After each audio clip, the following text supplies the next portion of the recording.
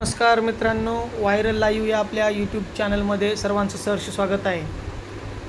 तर मित्रांनो, धर्मादाय आयुक्त भरती 2025 याच्यासाठी जाहिरात आलेली आहे आणि ती फॉर्म भरण्याची सुरुवातही झालेली आहे. 11 सप्टेंबरपासून फॉर्म चालू झालेले आहेत आणि 3 ऑक्टोबरपर्यंत फॉर्म भरण्याची शेवटची तारीख आहे. तत्पूर्वी मित्रांनो, आपण या व्हिडिओमध्ये परीक्षा केव्हा होणार आहे, निगेटिव्ह मार्किंग राहील का, हे सर्व पाहणार आहोत. परंतु त्या अगोदर आपण थोडी सविस्तर जाहिरात पाहूयात. तर मित्रांनो, या ठिकाणी आपण पाहू शकता विधी सहाय्यक, लघुलेखक उच्च श्रेणी, लघुलेखक कनिष्ठ श्रेणी, निरीक्षक, वरिष्ठ लिपिक या पदांसाठी 179 जागांसाठी भरती निघालेली आहे. अर्ज करावायचा कालावधी चालू झालेला आहे मित्रांनो आणि 3 ऑक्टोबर ही शेवटची तारीख आहे. तर आपल्या सर्वांसाठी निरीक्षक हे पद खूप महत्त्वाचं आहे, कारण यासाठी कोणतीही पदवी ही शैक्षणिक अर्हता आहे. आणि आपण वेतन पाहू शकता किती मिळणार आहे. 35,400 ते 1,12,400 इतका पगार निरीक्षक पदासाठी मिळणार आहे. आणि हा पगार मित्रांनो 7व्या वेतन आयोगानुसार आहे, म्हणजे पुढच्या वर्षी 8वा वेतन आयोग चालू होणार आहे. त्यानंतर वेतन जे आहे ते भरपूर प्रमाणात वाढणार आहे. त्यासाठी मित्रांनो, अगोदर आपणास धर्मादाय आयुक्तालय भरती याच्यामध्ये काय काम राहील हे तुम्हाला सांगतो. धर्मादाय म्हणजे काय, त्याच्यामध्ये खूप ट्रस्ट असतात, मंदिरं असतात. मग त्या ठिकाणी जाऊन तुम्ही व्हिजिट करू शकता. या PDF काय काय काम आहेत, काय नाही आहे ते तुम्ही सर्व पाहू शकता. त्या ठिकाणी तुम्हाला व्हिजिट द्यायची आहे, त्यांचा हिशोब पाहायचा आहे, वरिष्ठ जे सांगतील त्या पद्धतीने काम करायचं आहे. त्याचप्रमाणे मित्रांनो, पहा आता या ठिकाणी शुल्क खुल्या प्रवर्गासाठी 900 आणि आरक्षित प्रवर्गासाठी खुल्या प्रवर्गासाठी 1000 आणि आरक्षित प्रवर्गासाठी 900 इतकं परीक्षा शुल्क आहे. त्यानंतर पहा विधी सहाय्यक याच्यासाठी 3 पदे आहेत.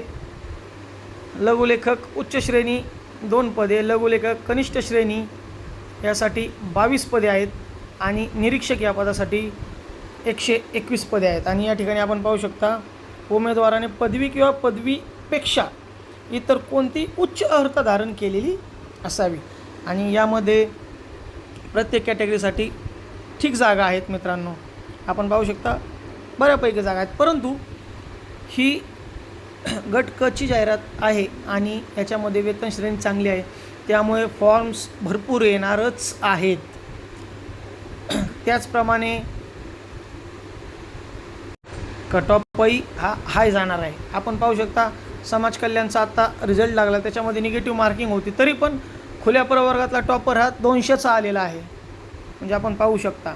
आता बोलायचं जर झालं, त्यानंतर वरिष्ठ लिपिकसाठी 31 एवढ्या जागा आहेत. त्यानंतर काही सूचना दिलेल्या आहेत.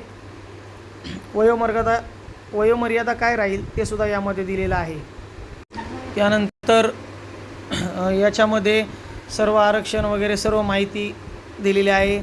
कागदपत्रे या तुम्ही पाहू शकता. ज्यावेळेस आपलं सिलेक्शन होईल त्यानंतर कागदपत्रे पडताळणी वेळेस कोणती कागदपत्रे सादर करायची आहेत ते सुद्धा या ठिकाणी दिलेली आहेत.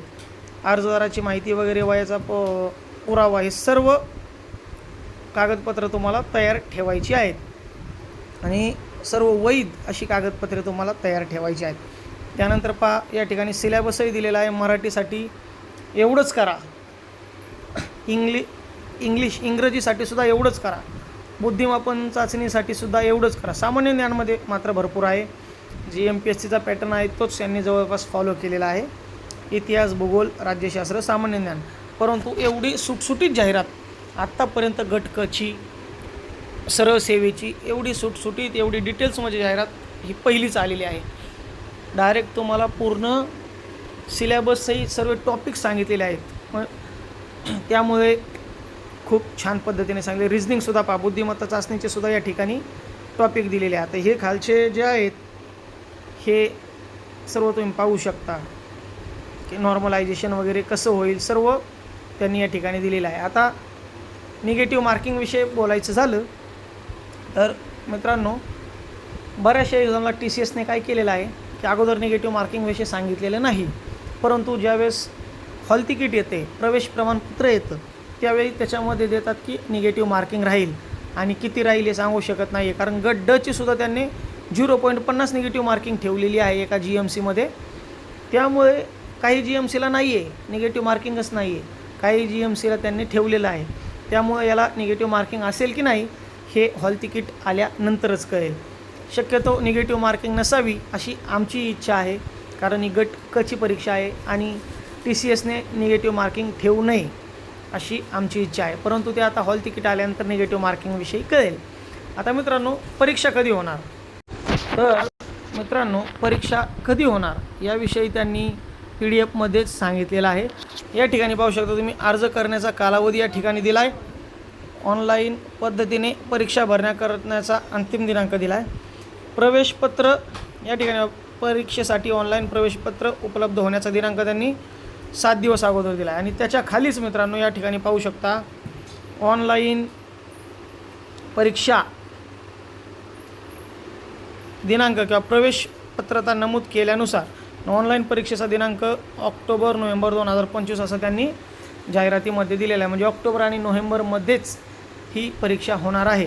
त्यामुळे अभ्यास करा आणि तयारीत राहा मित्रांनो. एक्झाम कधी येऊ शकते, ज्या दिवशी अर्ज करण्याचा शेवटचा कालावधी होईल त्यानंतर कधी परीक्षेची डेट येऊ शकते. जर आपणास ही व्हिडिओ आवडली असेल तर व्हिडिओला लाईक करा, चॅनलला सबस्क्राईब करा, व्हिडिओ शेअर करा. धन्यवाद.